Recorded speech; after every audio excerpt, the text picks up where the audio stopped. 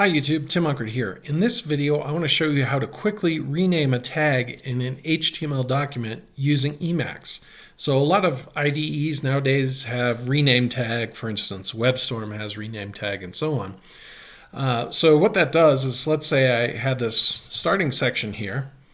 If I want the starting section and the ending section here to change once I just change the starting section, well, that would be an example of rename tag. So there's a simple way to do it. We're going to do Alt-X and then we're going to type sgml-electric-tag-pair-mode, and we're going to enable that in the current buffer. Now when I delete section, you'll see the bottom tag deletes as well, and then let's say I want to change it with div. I can do div, and I can even add a class of, say, container, and we're all good to go. We have the div on the top change and the div on the bottom change. So sgml-electric-tag-pair-mode is your rename tag in the Emacs text editor.